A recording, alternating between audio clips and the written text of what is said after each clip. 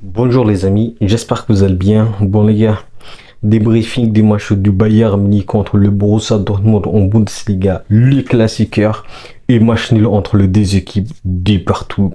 Ça les gars, ce résultat les gars, c'est très frustrant.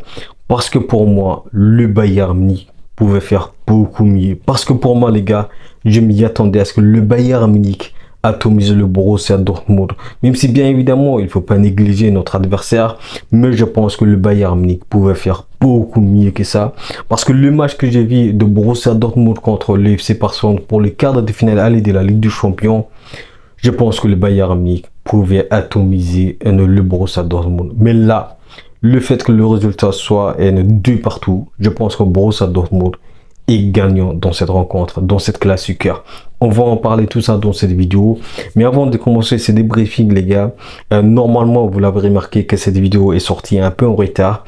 C'est normal, les gars, parce que normalement, j'avais annoncé cette retard sur mon compte Twitter parce que j'étais parti à Paris. Et donc, normalement, si vous me suivez sur mon compte Twitter, vous l'aurez certainement dû en savoir un peu en avance. Et donc, je vous suggère, les gars, de me suivre sur mon compte Twitter pour ne pas être dans l'incertitude. Donc, voilà. Commençons maintenant les gars notre débriefing du match du Bayern Munich contre le Borussia Dortmund dans ces classiquaires ultra chaud en deuxième période, même si bien évidemment en première période c'était très calme.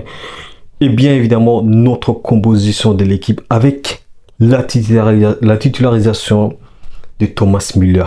Thomas Müller, on va en parler lui dans cette vidéo parce qu'il a fait un match incroyable les gars. Et bien évidemment notre défenseur c'était un Leimer, un Kim et bien évidemment un Dyer. Kim et Dyer qui était quand même fautif les gars, eux aussi on va en parler.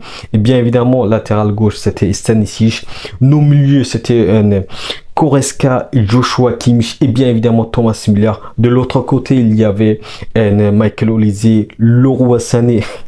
Les gars, il y aura une vidéo spéciale sur Leroy Sané lorsqu'il va prolonger avec le Bayern Munich parce que je trouve les gars, cette prolongation qui arrive, je trouve très absurde. On va en parler lui aussi dans cette vidéo, son match et bien évidemment notre attaque Harry Kane les gars, on va en parler lui aussi.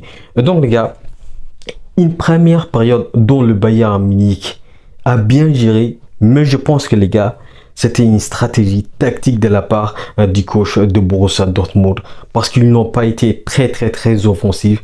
Par contre, ils étaient très défensifs. Et je pense que les gars, Borussia Dortmund a bien défendu. Borussia Dortmund a bien joué son jeu. Borussia Dortmund et surtout son coach, notre ancien coach, a bien scellé le Bayern Munich, mais aussi il a bien fait de défendre parce que le Bayern Munich, avec son manque d'efficacité, avec son manque de réalisme, mais aussi son manque de créativité, parce que je vous dis la vérité les gars, aujourd'hui, plutôt hier, j'ai pas trouvé Michael Olise très en forme. J'ai pas trouvé Michael Olise très créatif parce que Michael Olise, avec son manque d'efficacité, parce qu'il a loupé beaucoup de billes, beaucoup d'occasions, je trouvais qu'il n'était pas très en forme. Et je pense que pour moi, il n'a pas fait son meilleur match, même si bien évidemment dans cette première période, il a été quelquefois étincelant, mais j'ai pas trouvé Michael Olise les gars à la hauteur du match, parce que pour moi, Michael Olise, avec les occasions qu'il a eu, il pouvait faire très mal à notre Borussia Dortmund. Mais aussi les gars, il faut pas oublier, pour le match retour de la Ligue des Champions contre l'Inter de Milan, ce sont ce genre de détails qui va nous coûter très cher les gars. Donc les gars, pour moi, je vous dis la vérité, Michael Olise, j'ai pas trouvé ce match très fort, et surtout en première période. Et on va en parler les gars, le match de Harry Kane.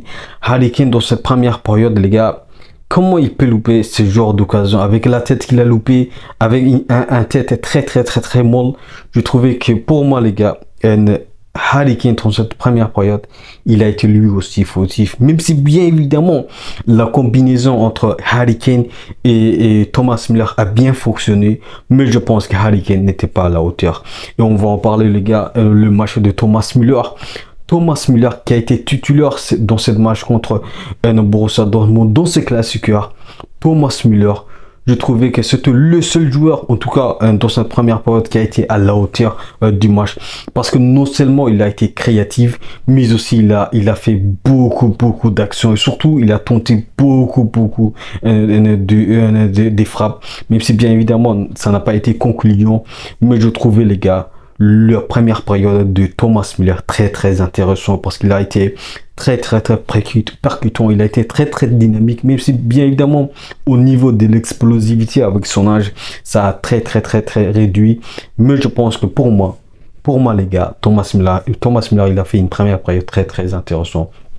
Et bien évidemment, on va en parler, le match de Leroy Sané, les gars. Leroy Sané, les gars, ce joueur, je ne sais pas comment il a négocié son contrat de prolongation qui arrive prochainement, mais je trouvais, les gars, Leroy Sané aussi fautif comme d'habitude. Même si bien évidemment le dernier match il a été très intéressant, mais pour moi aujourd'hui, hier, j'ai pas trouvé Leroy Sané très percutant, moins créatif, même si auparavant il n'a pas été très créatif, mais aussi j'ai trouvé qu'il n'a pas été à la hauteur du match. Il faut se dire la vérité. Et c'est la raison pour laquelle, les gars, cette prolongation qui arrive de Leroy Sané, je trouve très absurde. Même si, bien évidemment, il va faire beaucoup, il va beaucoup diminuer son salaire. Mais je pense que pour moi, c'est pas très suffisant. En tout cas, les gars, comme je vous ai dit, il y aura une vidéo très spéciale pour Leroy Sané lorsqu'il va prolonger avec le Bayern Munich. Mais pour cette match, Leroy Sané n'était pas à la hauteur. Parce que Borussia Dortmund a bien défendu. La mire jaune a été au rendez-vous, les gars. Il défendait à 5 derrière. Et le Bayern Munich. Et les gars, si le Bayern Munich n'a pas arrivé à marquer beaucoup de buts en première période, imaginez l'Inter de Milan lorsqu'ils vont imposer leur mur en défense. Ça va être très dur, parce que là, le Bayern Munich a été en difficulté en première période, parce que Borussia Dortmund a imposé le mur jaune, parce que Borussia Dortmund a bien défendu, tout simplement. Même si bien évidemment au niveau de l'offensive, ils n'ont rien proposé, mais je pense que, comme je vous ai dit, les gars, c'était une stratégie tactique de la part de notre ancien coach, et bien évidemment le coach de Borussia Dortmund. Et donc une première période dont le Bayern Munich a maîtrisé, mais le Bayern Munich n'a pas trouvé la clé. Le Bayern Munich n'a pas été concluant. Les attaquants n'ont pas été très efficaces. Harry Kane n'a pas été très efficace. J'ai trouvé que Michael Olise a été en difficulté contre le latéral gauche de Borussia Dortmund. Et donc une première période dont le Bayern Munich n'a pas trouvé le but, la cage de Borussia Dortmund. Et bien évidemment, notre milieu, les gars, Goretzka, très intéressant ce qu'il a proposé en première période. Joshua Kimmich aussi très intéressant. Et bien évidemment, Thomas Müller. Et encore, les gars, nos défenseurs, les gars, c'est... En même temps, je rigole, en même temps, je suis frustré intérieurement, les gars. Parce que... putain, les gars... Nos défenseurs sont trop, que ce soit d'ailleurs ou que ce soit Kim, les gars, c'est... Même si bien évidemment, les gars, j'ai trouvé leur première période très intéressant, mais à quelques moments, on voit clairement qu'il y a une instabilité dans leur morale. Parce que les gars, d'ailleurs, Kim, c'est pas compatible, les gars. C'est pas compatible, même si ça a bien fonctionné dans certains moments. Mais je pense que, les gars, c'est l'incertitude qui plane. C'est l'incertitude qui domine entre les deux joueurs. Mais aussi, les gars, Herbich, notre gardien n'assure pas, les gars. Notre gardien n'assure pas, ne donne pas la confiance. Et surtout, bien évidemment, nos défenseurs centraux ne donnent pas la confiance. Et donc, on a une charnière défensive qui ne donne pas la confiance au gardien, mais aussi un gardien qui ne donne pas de la confiance aux défenseurs centraux, comme bien évidemment Manuel Neuer l'a fait auparavant, comme Manuel Neuer l'a fait très bien durant ces années. Mais je pense que, les gars, notre charnière défensif est très fragile. Et encore une fois, on a vu contre le match de Borussia Dortmund. Et donc une première période qui se termine sur un match nul, et une deuxième période très fort, une deuxième période très dynamique, une deuxième période avec des miracles, les gars. Avec des miracles. Mais avant que ces miracles arrivent, il y a eu le but de Borussia Dortmund.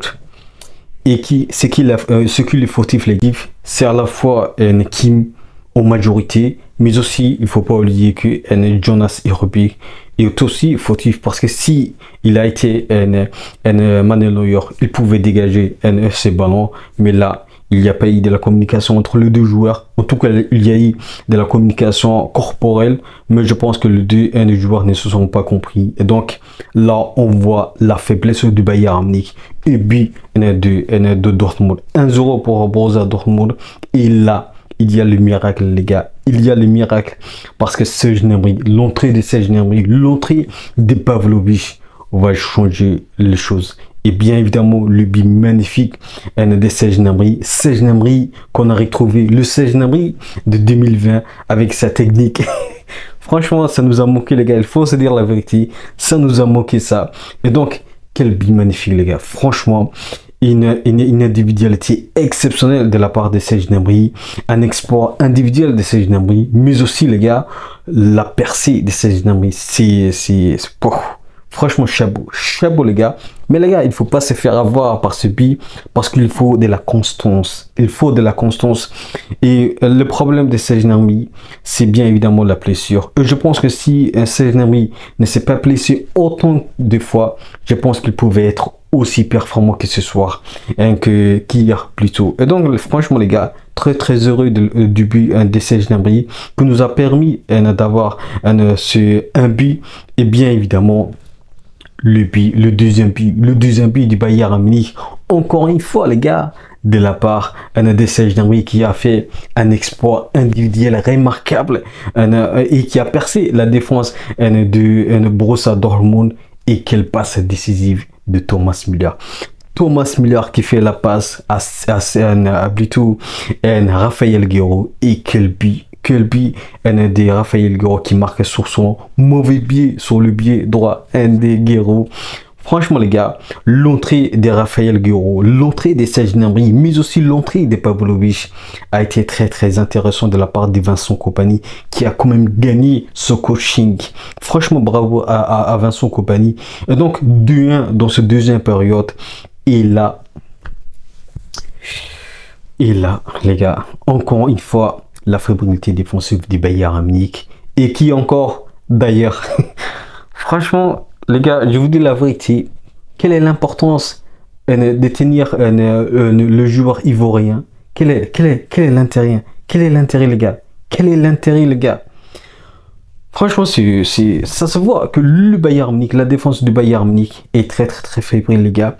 Parce qu'au lieu, les gars, de tenir le joueur, d'ailleurs, ils pouvaient choisir plutôt le ballon. Là, il tient le joueur. C'est absurde, les gars. C'est très absurde, les gars. Et donc, une erreur de la part d'ailleurs qui, au lieu de s'occuper du ballon, s'occupe du joueur dans la surface de la réparation. Ça, c'est franchement absurde, les gars. Très absurde. Et je pense que l'Inter de Milan, on va en profiter. Et donc, de partout dans cette deuxième période, quand même 4 buts dans cette deuxième période. Et voilà, le Bayern Munich qui fait un match nul contre Borussia Dortmund.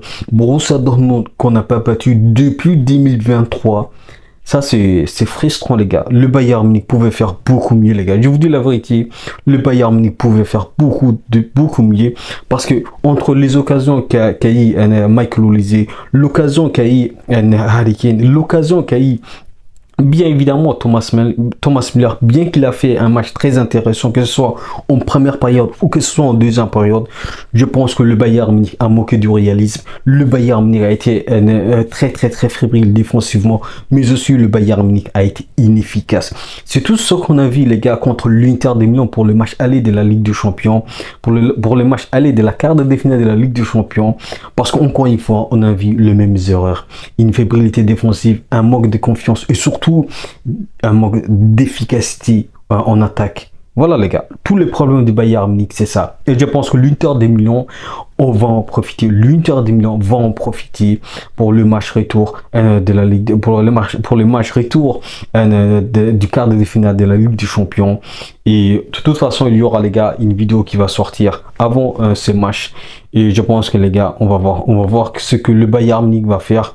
Mais je pense que, les gars, si on reste sur ce match, sur ce classiqueur, Je pense que le Bayern pouvait faire beaucoup mieux. Mais heureusement, les gars, que Leverkusen n'a pas gagné contre, contre les adversaires. Parce que pour moi, contre l'Union Berlin, parce que les gars, encore une fois, les destins qui nous sourient. Parce que je pense que si Leverkusen avait battu l'Union Berlin, il y aurait on aurait beaucoup très chaud. Parce que voilà, il y aurait 3 points d'avance. Mais là, on reste dans le même avance. 6 points d'avance contre Leverkusen. On s'en sort très bien. Mais avant de terminer cette vidéo, les gars, franchement, il faut que je souligne le match des Stanisic. Franchement, les gars, il a fait une première période très intéressante, une deuxième période très intéressante, même s'il n'a pas joué dans la même position parce qu'il a été placé comme un défenseur central, parce que Kim a été sorti. Et ça se voit, les gars, la polyvalence du joueur, mais aussi la variété du joueur, et surtout, quel choix magnifique, intéressant de la part de Vincent Kompany. Donc franchement, bravo à Stanisic. Il a été très intéressant pour ce qu'il a proposé en première période parce qu'il a été très offensif, mais aussi très intéressant et surtout très dur en défense. Donc bravo. Un autre joueur que j'ai pas parlé, Raphaël Guerreiro, les gars. Franchement, son entrée a été très impactant. Il a été très impactant dans le jeu parce qu'il a marqué, mais aussi il a été très efficace, très réaliste dans le jeu. Et donc, même si bien évidemment, je suis parfois très critique à l'encontre des Raphaël Guerreiro parce que voilà, défensivement, je pense que ce n'est pas celui qui m'assure le plus, mais offensivement, je pense qu'il propose quelque chose de très intéressant parce qu'il propose quelque chose de très intéressant, plus intéressant que Leroy Sané parce qu'il a été très percutant contre Borussia Dortmund parce qu'il a marqué ses pieds magnifiques sur son pied droit, son meilleur, sur son mauvais pied. Et donc, franchement, les gars, voilà, je suis un peu particulier, les gars, parce que voilà, mon trajet de Paris a été très dur. Et donc, franchement, les gars, le Bayern Munich, même si le résultat n'est pas très intéressant, même si bien évidemment le résultat n'est pas très souriant, mais je pense que les gars, on a vu quelque chose de très intéressant de la part de certains joueurs, mais aussi de la part de Vincent Kompany qui a proposé quelque chose de très intéressant en termes de tactique, mais aussi franchement bravo à Serge Gnabry, bravo bien évidemment à Raphaël Guerreiro et bien évidemment bravo à Thomas Müller. Thomas Müller toujours présent, toujours créatif, toujours percutant, mais aussi toujours intelligent dans le jeu. Donc, c'est un Thomas Müller qu'on aime voir. Donc, on va voir, les gars, on va voir comment le match contre l'Inter va se passer. En tout cas, il y aura une vidéo qui va sortir avant ce match. Et voilà, les gars, dites-moi ce que vous avez pensé de ce match. Quel est pour vous le fautif en défense? Est-ce que c'est Kim ou est-ce que c'est d'ailleurs, même si bien évidemment pour moi, le deux défenseurs, ils étaient fautifs. Et donc voilà, les gars, dites-moi tout ça en commentaire. Et je vous dis, les gars, n'oubliez pas, on peut aimer le foot, mais avec le Bayern Munich. Ciao.